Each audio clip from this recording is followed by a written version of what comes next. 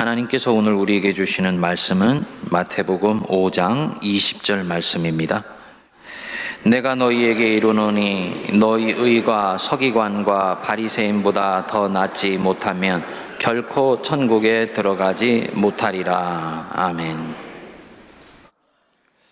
오늘은 보통 때 설교와 달리 지난 총회에 있었던 우리 총회의 결정 하나를 놓고 여러분들과 함께 말씀을 좀 나누고자 합니다. 서울의 M교회 목회직 세습에 대한 우리 총회의 결정입니다. 보통 때처럼 성경을 펼쳐놓고 말씀을 나누기보다 이 일 결정을 둘러싼 당시의 분위기들을 살펴보면서 하나님의 뜻을 분별하는 법에 대해서 공부하고, 그리고 우리 자신이 하나님의 인도하시는 걸음을 지금 이 순간에서 어떻게 보아야 될지에 대해서 새롭게 주님의 음성을 듣는 시간으로 가져가길 원합니다. 성경적 설교를 기대하시는 분들은 용서하시고 들어주시기를 바랍니다. 저는 이전에 몇 차례 하나님의 뜻을 분별하는 법에 대해서 우리 세문안교회 강단에서 말씀을 선포한 바가 있습니다.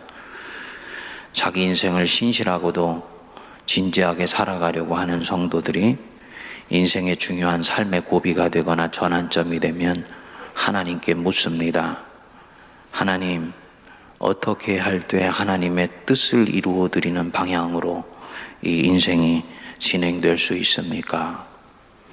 지금 내 상황에서 어떻게 하는 것이 하나님이 원하시는 방향인가 묻고 생각하고 기도하면서 결정을 합니다.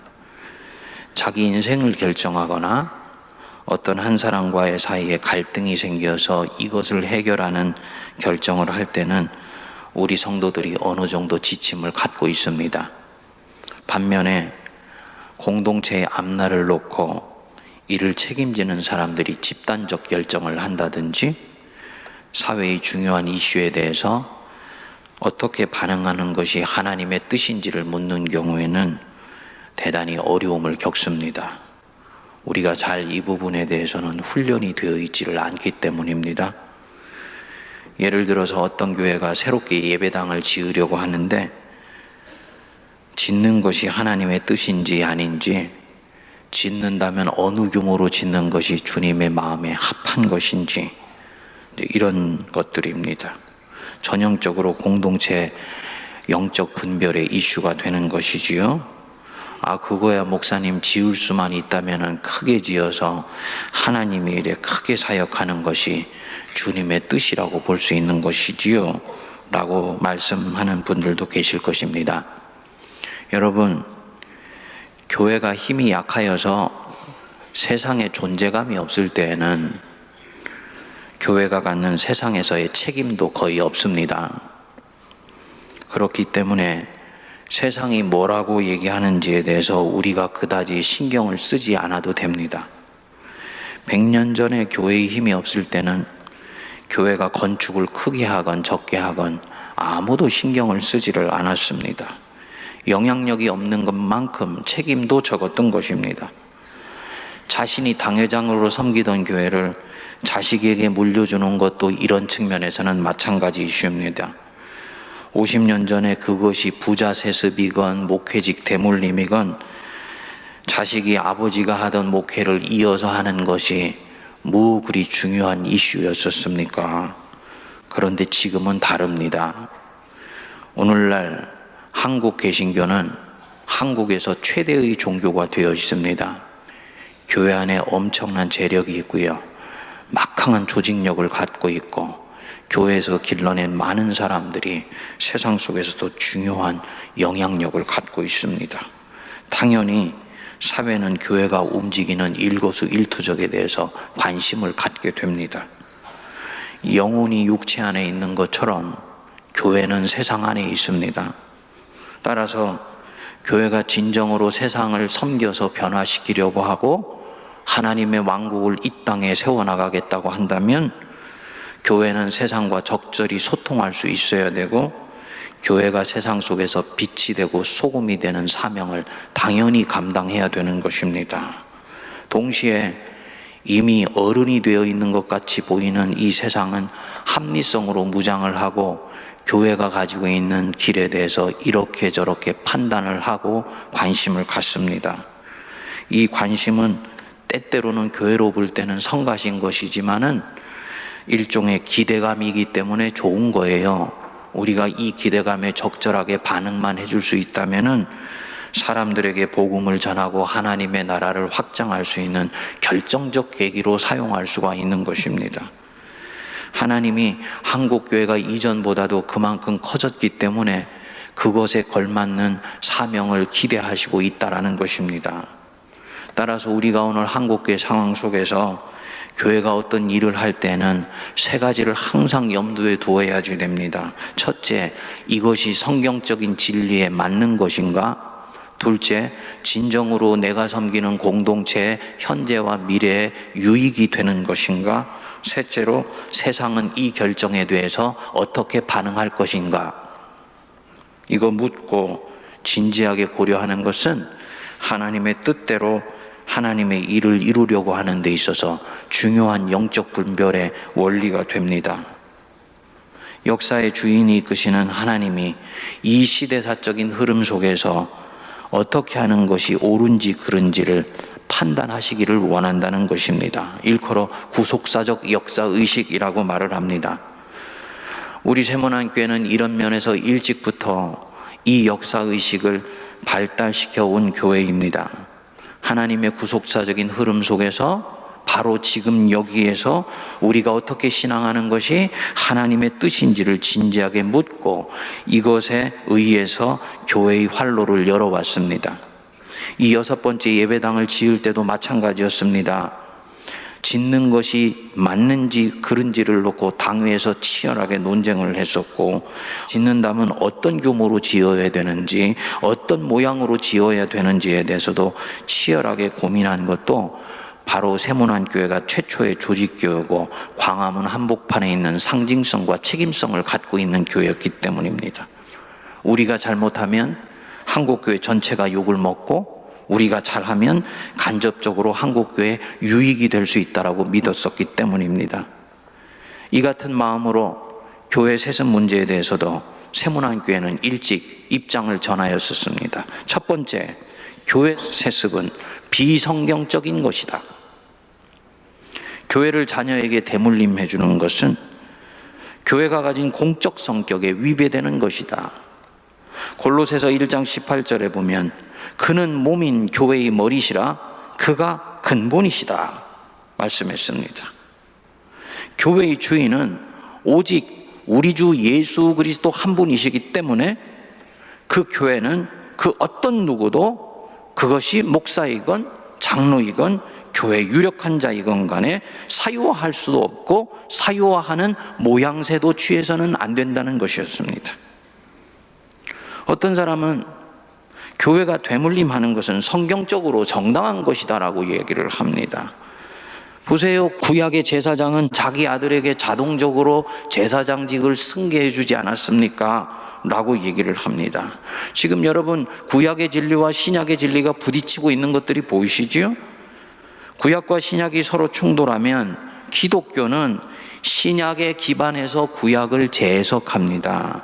신약이 구약보다 위 있는 진리라는 것을 받아들이는 것입니다. 그것이 기독교고 그것이 특히 개신교예요.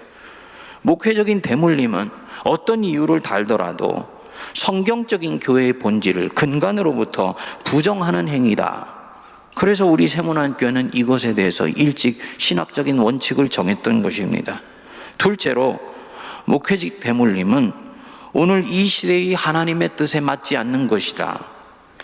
자녀에게 목회직을 물려주는 것은 교회를 사유화하는 것처럼 비춰지게 되어서 그 진정성 여부와 상관이 없이 교회에 대한 사회의 진리를 근간으로부터 훼손하게 된다. 결국은 이것 때문에 전도의 문이 막히고 선교회장이 좁아지게 되며 교회를 스스로 분리집단으로 만들어버려서 하나님의 영광을 가리게 된다는 것입니다.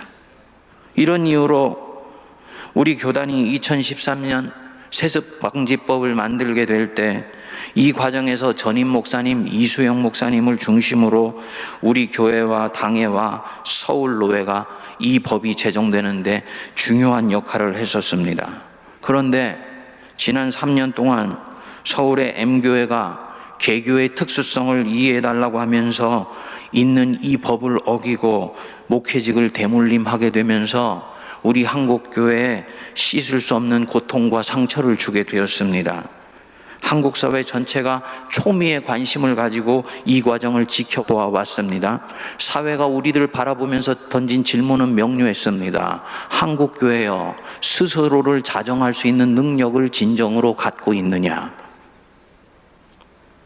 그리고 지난 9월 23일부터 26일까지 백사회 총회를 하면서 이 문제를 어떻게든지 종결시키고자 했던 것입니다. 결론이 어떻게 났는지는 여러분들도 잘 아십니다. 7개의 조항이 있지만 간단히 말하면 세습방지법은 여전히 유효하지만 서울의 M교회에 국한하여서 목회직 대물림을 할 수 있는 길을 터준다라는 것이었습니다. 이 결정에 대해서 대다수의 언론은 말할 것도 없고 교회 깨어있는 성도들, 한국교회를 진정으로 사랑하는 성도들은 정말 엄청난 충격을 받게 되었습니다. 어떻게 이런 결정을 할 수 있는가? 총회 헌법에 명기가 되어 있는데 헌법도 고치지 않고 어떤 이런 엉터리 결정을 할 수가 있는가? 개신교회 장자교단이라는 통합교단이 수준이 이 정도밖에 되지 않는 것인가? 엄청난 비판을 쏟아내었습니다. 그것도 표결에 참가했던 1204명 가운데서 무려 920명, 3분의 2를 훌쩍 뛰어넘는 76%가 이 결정에 찬성을 했다는 사실에 대해서 더욱 놀랐습니다. 그런데 총대로서 현장에 있었던 저는 여러분들에게 좀 다르게 말씀을 드리고 싶습니다. 현장에 있었던 사람들에게는 76%는 조금도 놀랄 만한 결과가 아니었습니다.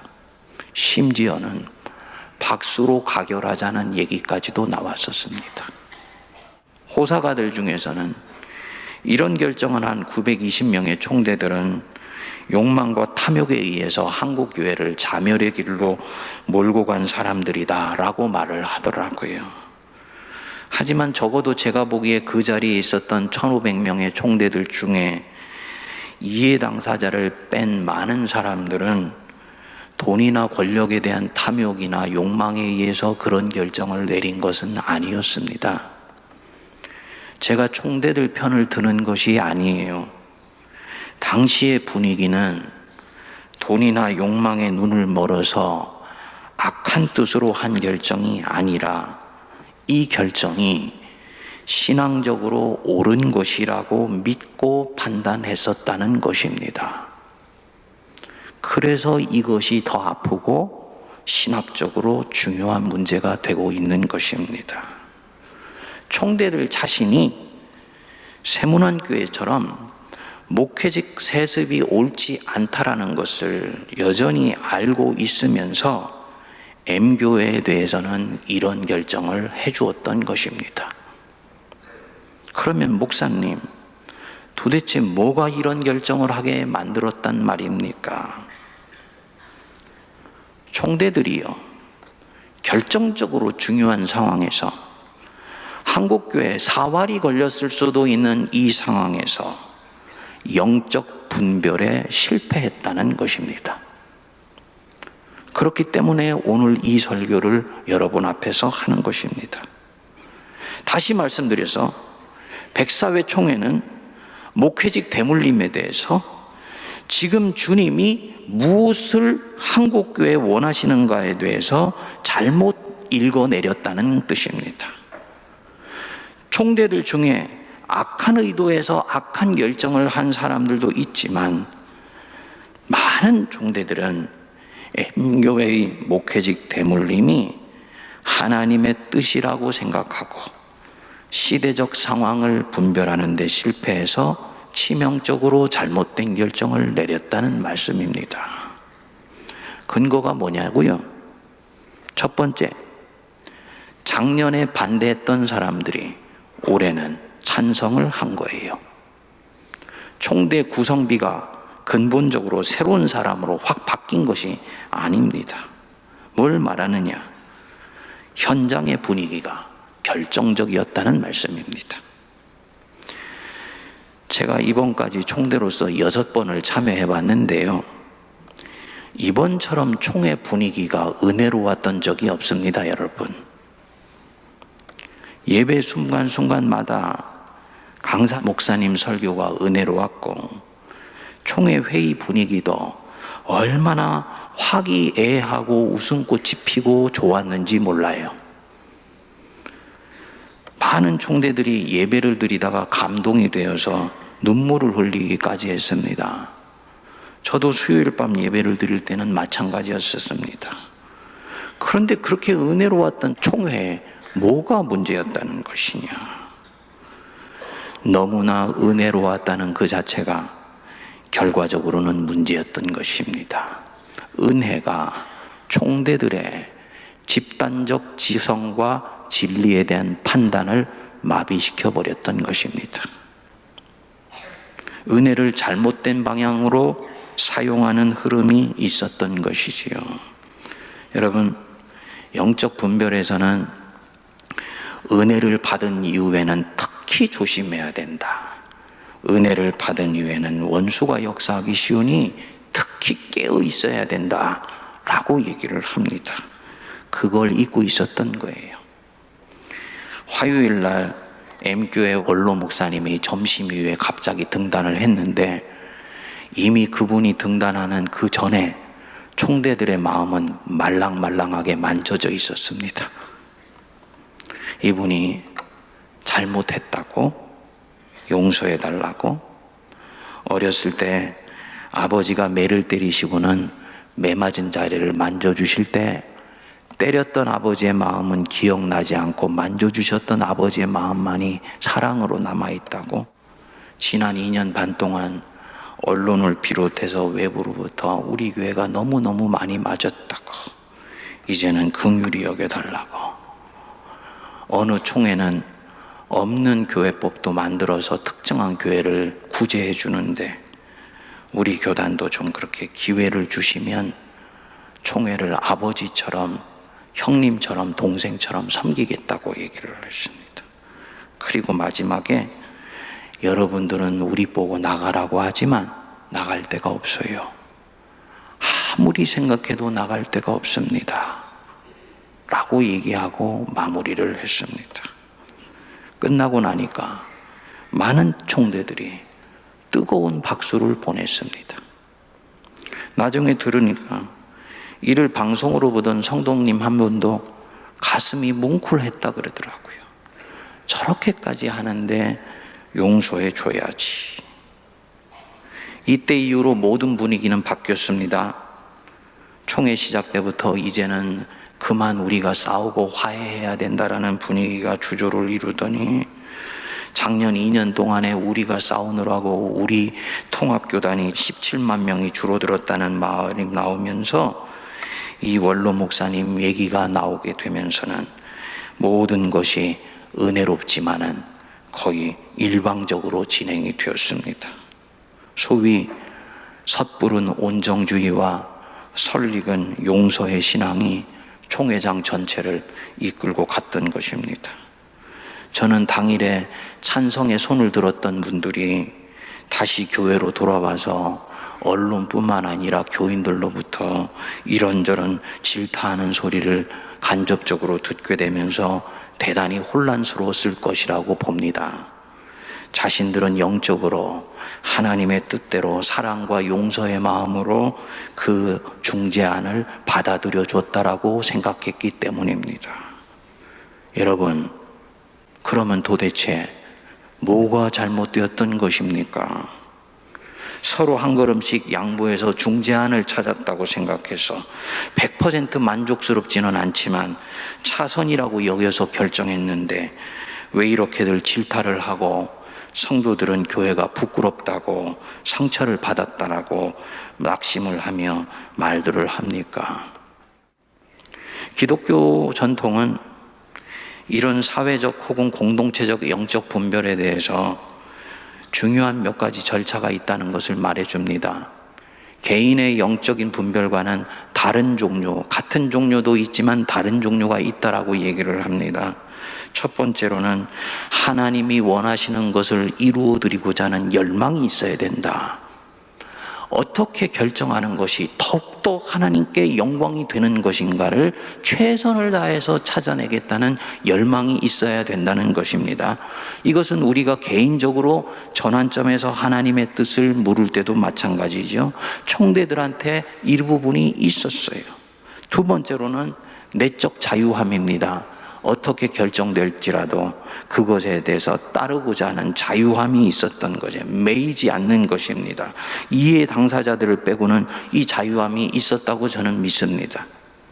세 번째로는 이 이슈와 관련돼서 과거에서 현재까지 이르는 과정에 대한 정리가 되어 있어야 됩니다. 문제는 이것이 전혀 없었어요. 이 중요한 문제에 대해서 도대체 왜 우리가 세습방지법을 만들었고 왜 지난 2년 반 동안을 이런 씨름을 해왔는지에 대해서 전혀 공동체는 정리하지를 않았습니다. 값싼 은혜와 용서의 마음이 작용하고 온정주의가 그 총회장의 공동체 전체에 횡행하게 있었기 때문에 이런 지적인 작업을 하려고 하지를 않았습니다. 넷째로는 하나님께 초점을 맞추자 했었습니다. 왜냐? 총회하면서 거의 처음으로 결정하기 전에 모든 총대들이 기도하고 정하자면서 했기 때문이에요. 다섯 번째, 통계나 자료 수집을 통해 정확한 사실, 즉 팩트를 수집해야 된다는 것, 공동체의 결정에 대단히 중요한 부분입니다. 그런데요, 팩트가 바뀌어 있었습니다. 가해자와 피해자가 완전히 바뀌어 있었습니다. M교회가 사실은 한국교회에 씻을 수 없는 상처를 주고 고통에 빠지게 했던 가해자인데 M교회가 피해자가 되어 있었습니다. 그런데 많은 총대들은 그것을 그대로 받아들이고 있었습니다. 17만 명이 죽은 것이 정말 이 갈등 자체 때문인지 아니면 M교회의 잘못된 선택 때문인지 아니면 또 다른 이유가 있는 것 때문인지 확인하려고 하지도 않았습니다. 마지막으로 가장 중요한 것이 이 결정이 누구에게 도움을 줄 것이며 어떤 집단에게 아픔을 가져다 줄 것인가에 대해서 범주 설정을 하지를 않았어요. M교회를 이런 식으로 용서해 주게 되면 누가 도움이 되고 누가 고통이 되는가 전혀 고려하지 않았습니다. 결과적으로 어떻게 되었습니까? 교회 세습을 정당화해 준 것으로 드러나게 되면 우리 성도들이 세상 한복판에서 하나님 백성으로 사는 긍지와 자부심에 결정적인 상처를 주게 되고 더욱더 고통스러워지게 된다는 것, 이 세상이 이제는 교회를 불신하다 못해서 부도덕한 집단으로 보게 될 때 그것이 어떤 영향과 파장을 미치게 될 것인가에 대해서 확인하려고 하지를 않았습니다. 전도의 생사가 걸린 작은 교회들의 전도의 문이 막힐 때 받을 피해는 아랑곳하지 않았던 것입니다. 그저 눈앞에 있는 그 피해자인 것처럼 보이는 대상을 긍휼히 여기려고 했을 뿐이에요. 이제 이만하면 되었다, 피로감도 있었기 때문에 그렇게 생각했을 수도 있지요. 하지만 여전히 그 정도로 마무리하게 되면 미칠 영향과 파장을 충분히 고려했어야 됐는데 전혀 그런 지성이 작동하지를 않았던 것입니다. 여러분, 공동체가 잘못된 것을 처리하는 데 있어서 하나님의 뜻을 분별할 때 가장 조심해야 되는 부분이 사랑과 자비의 이름으로 어김없이 등장하는 이 온정주의의 망령입니다.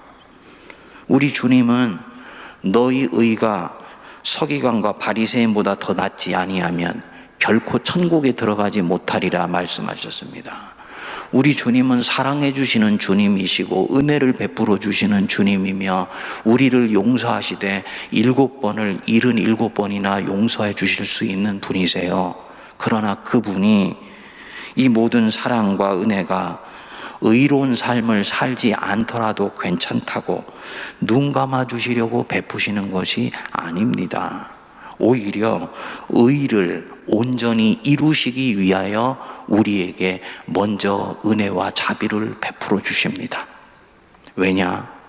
감당할 수 없는 은혜를 받고 감당할 수 없는 용서를 반복해서 받게 되면 나는 어느 순간부터 그분을 사랑하는 마음이 들어서 그분이 원하시는 그 의를 자발적이고 능동적으로 따르고자 하는 열망이 일어나기 때문입니다. 주님은 그렇게 우리가 주님을 사랑하기 때문에 하나님의 의를 이루어 나가기를 원하시는 것입니다. 즉 의를 온전히 이루시기 위해서 은혜를 먼저 베푸시는 겁니다. 진정한 신앙은 의와 사랑이 이면에서는 서로 배제되지 않아요. 어떤 사람이 공의로운 사람이다. 절대로 그 사람은 냉정한 사람이거나 가슴이 서늘한 사람이 아닙니다. 그 사람은 더욱 큰 사랑, 눈에 보이지 않지만 더 큰 사랑을 늘 염두에 두고 살아가는 사람입니다. 그렇기 때문에 잘못을 저지른 눈앞에 있는 사람을 용서해 주려고 하다가, 사랑하려고 하다가 이로 인해서 상처받은 보이지 않는 더 많은 사람을 감싸는 일에 실패하게 되면 이것이 의를 상실한 전형적인 온종주의가 되는 것입니다. 한국 사람처럼 정이 많은 사람들이 흔히 빠지게 되는 부분입니다. 백사회 대한예수교 장로회 총회, 이 M교회의 대물림 가능성을 허용한 결정은 바로 이런 정서에서 이루어진 것입니다. 이 이유로 작년에 반대했던 사람들이 올해는 같은 이슈에 대해서 76% 찬성하는 배경이 되었던 것입니다.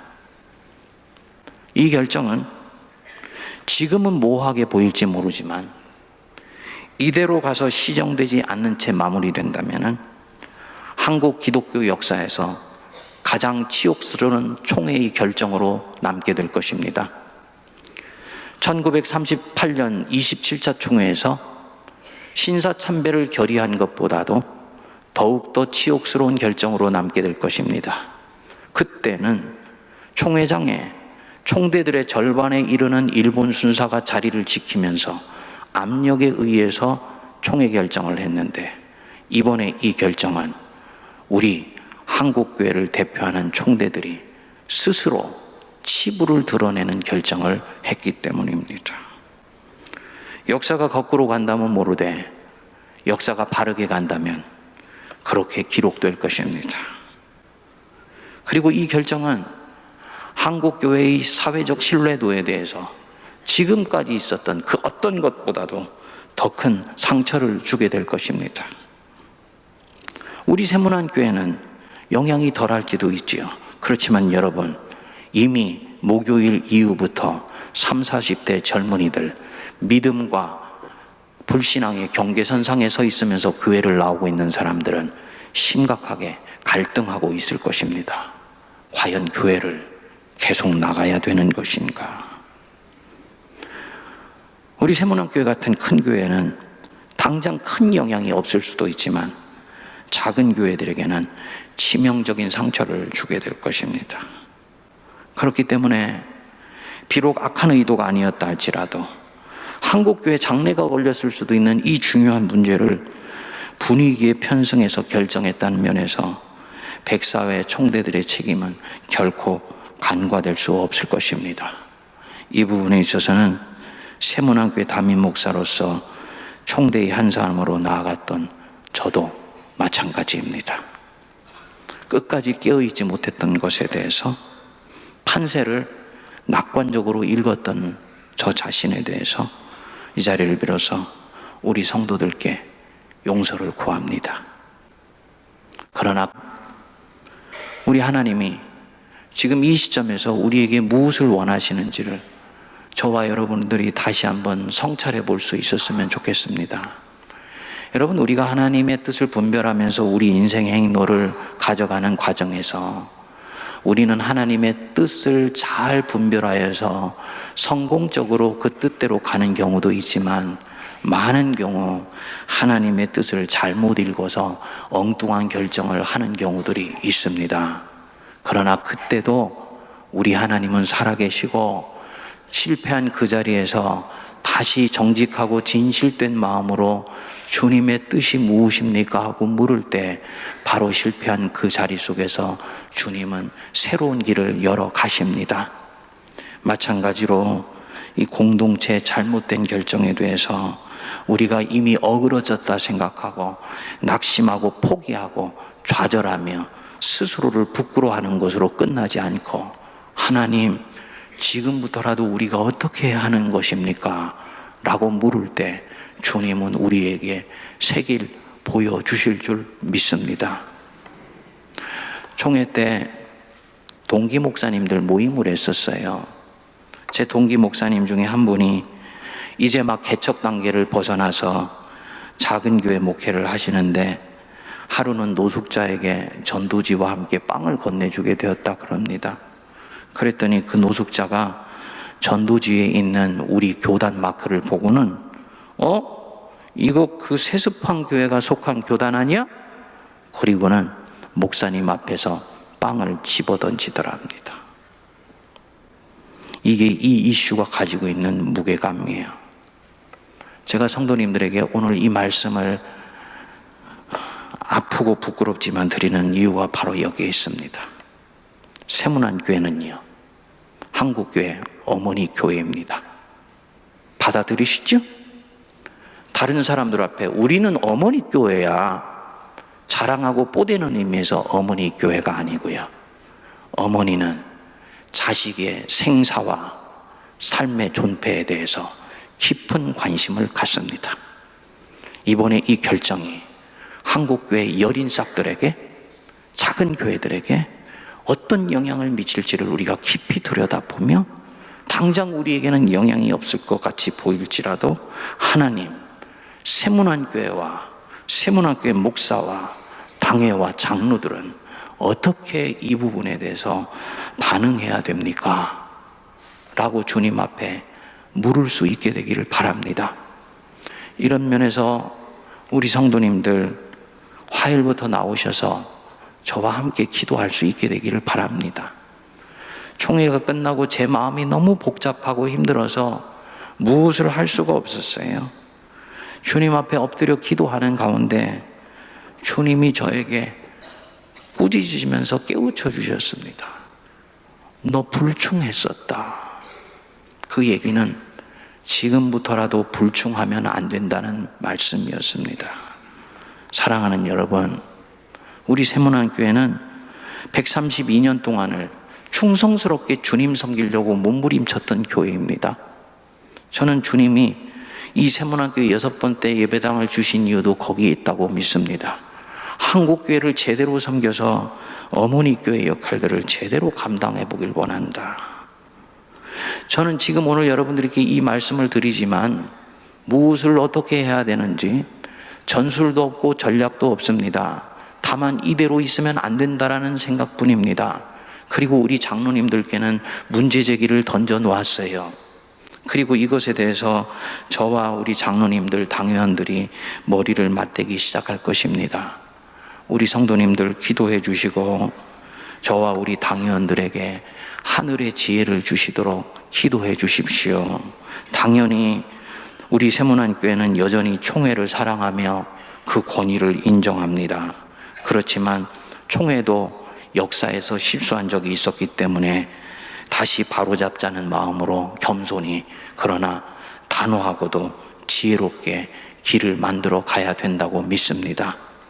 이 일에 우리 성도님들 기도해 주시고 이 일에 마음을 모아주시고 무엇보다도 누구를 판단하거나 정죄하기에 앞서서 영적 분별에 실패했던 우리 한국교회 영안을 열어주시도록 새로운 기회가 왔을 때는 하나님 뜻에 합당하게 결정할 수 있게 해달라고 기도해 주시기를 바랍니다. 이 일은요, M교회를 응징하는 측면에서가 아니라 그 교회도 참구원의 역사가 일어나기 위해서는 꼭 필요한 수순입니다. 그 교회에 있는 10만 명의 성도들이 교회 본질을 다시 한번 깨닫고 시대사적 사명을 온전히 깨달으며 하나님이 주신 부르심 앞에 자기가 썼던 허울을 벗고 겸손하게 나올 수 있기 위해서라도 대단히 중요한 부분들입니다. 하나님께서 우리에게 지혜와 명철을 주시고 다시 새롭게 나아갈 수 있는 길을 만들어 주시는 은혜가 임할 수 있게 되기를 주의 이름으로 간절히 기도합니다.